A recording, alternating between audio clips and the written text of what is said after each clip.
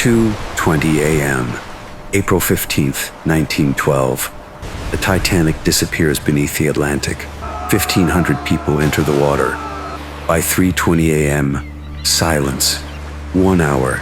In that hour, rescue boats pull 4 people out alive. 4 out of 1,500. One survives by doing something no one else thought to do. One officer makes a calculation, a dark one. It follows him for the rest of his life.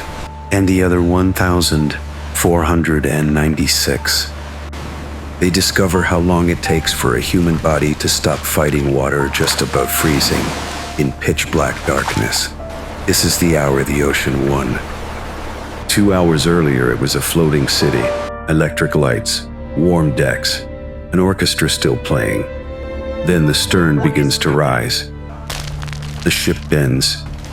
Its spine snaps, steel screams, machinery tears loose, then sparks. Millions of them, bursting into the night, red, white, gold. The electrical system dies, then darkness. The ship vanishes. Black water meets black sky. A survivor later said, the world had an even tenor to its way. And then the floor fell out. 28 degrees Fahrenheit. You jump. The cold hits like a fist to the chest. Every muscle locks. Your lungs open on reflex, a massive gasp, but you're underwater. You breathe the Atlantic instead. Hundreds drown in seconds, never resurface. If your head breaks the surface, your body takes over. 30 breaths a minute, 50, 70. Your body is panicking for you, heart hammering, vision narrowing. For older passengers, the heart simply stops. Cold shock interrupts the cardiac rhythm. No scream, no struggle. They sink. Survive the first minute, and you might have 10 more. Your fingers stop responding. Arms grow heavy, distant. Nerves shut down. Blood abandons your limbs, rushing inward to protect the core. It isn't enough. You can't swim, can't tread water. Even with a life belt, your neck muscles fail. Your head tips forward, face in the water. Too weak to lift it back. You drown in stages. One breath of water, then another. Then you stop fighting. Before the silence, there was the roar.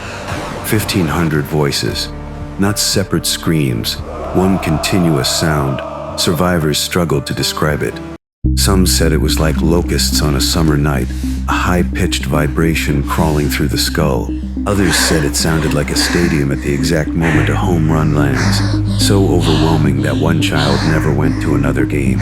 Another survivor called it one long, unbroken moan. The lifeboats weren't far, a few hundred yards, maybe half a mile, but everyone heard it as if it were right beside them. There was a reason. Freezing air from the Labrador Current was trapped beneath warmer air above, a thermal inversion, an atmospheric tunnel. Sound that should have risen and faded was bent back down. The sky turned into a ceiling. The ocean amplified the dying. Every lifeboat within a mile was forced to listen. But the screaming isn't the only sound. From the lifeboats, something else is heard. Soft impacts against the hull. Dull, persistent, in the pitch black. No one can see what's making them. Debris, wreckage, whatever it is, it's moving closer. The bumps become touches, then hands, slapping canvas, grabbing oars, fingers scraping wood. The swimmers have found the boats. Lifeboat 6, 28 people, room for 65. The oars rest in the water. We have to go back. It's our lives now, not theirs. There's room. You go back into that, someone says. They'll climb over the sides. They won't mean to, but they will. Molly Brown doesn't stop. They're already dead, another voice cuts in. If we turn back, we die with them. No one answers. The screaming continues. Another lifeboat, 12 people, built for 40. A young crewman breaks. We should go back, shouldn't we? Silence. The officer stares into the water. We have orders. But the ship's already. We have orders. The roar goes on. A third boat turns toward the sound. Hope, then panic. pull us under. There's too many. They'll kill us all. The fear inside the boat becomes louder than the fear in the water. The oars slow, then stop. The boat turns away. 18 lifeboats, 700 people breathing. Space for hundreds more. Only one will go back, but not yet. While the screaming continues, one officer is watching. Boat 14. He understands what the others don't. Someone has to go back. But rowing into 1,500 panicked swimmers is suicide. So he makes a calculation, a dark one. He ties boats together, moves people across, clears space. The women ask why. He doesn't answer. He keeps working. Quiet, methodical. He's waiting, but not for help. The roar doesn't stop all at once. It thins. At first it's overwhelming. Then it breaks apart into individual voices. Boat ahoy, my God. And then silence, heavy.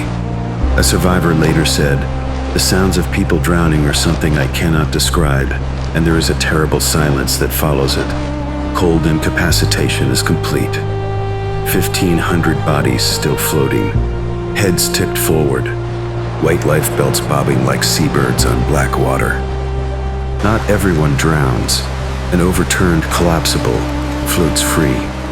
Upside down, 30 men climb onto the hull. The surface is curved, slippery, unstable. They form two lines leaning away from the swell. One wrong shift and everyone goes in. Hands reach from the water. Please, help me. They're pushed away, kicked loose. One more body in the boat flips. 30 die instead of one. The men in the hull understand. The men in the water keep reaching until the cold finishes them. Someone begins the Lord's Prayer. Hours pass. The man beside Gracie stops shivering. That's the sign. He sways. Gracie reaches. Too late. The man tips backward, slow, almost graceful, and disappears without a sound. Gone. Legs give out. They slide into black water. No screaming, no thrashing. Gracie counts 7, then stops counting. The officer is ready. Boat 14 is clear. Space available. He turns back toward the sound, except there is no sound. The screaming is gone. That's what he was waiting for. Later, he's honest about it. I waited for the crowd to thin out. He waited for them to die. A boat full of panic swimmers capsizes. A boat full of incapacitated bodies does not. Brutal mathematics. Boat 14 moves through the water. Cork life belts tap softly against the hull. Bodies drift past. They find 4 men alive. 4 out of 1,500. The calculation saves them and condemns the rest. Remember this. One of the 4 survives by doing something no one else does. His name is Fang Lan. When 1,500 people hit the water, most try to swim, or grab wreckage at random, or float, trusting life belts. Fang Lan finds a door, and he doesn't hold on. He ties himself to it, lashed, secured. He keeps his chest out of the water, slows heat loss. When his muscles fail, he doesn't slip away, while others lose their grip and sink. Fang Lan stays on the door. When Boat 14 reaches him, he's barely conscious. Still freezing, he rubs another man's chest for warmth. Then he takes an oar and rows. The Carpathia arrives. Dawn breaks, and the crew sees something they weren't expecting. The sea is calm, perfectly calm. Every body still floating, exactly where it died. Hundreds of white life belts spread across the water.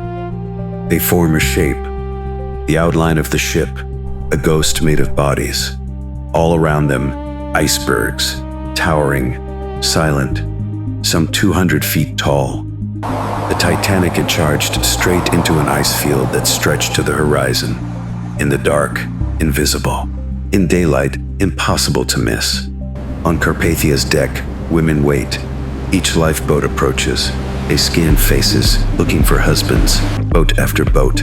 No husbands. The ship earns a name, the ship of widows. The screaming from the water is gone. A different silence takes its place. When Robert Ballard finds the wreck in 1985, the bodies are gone.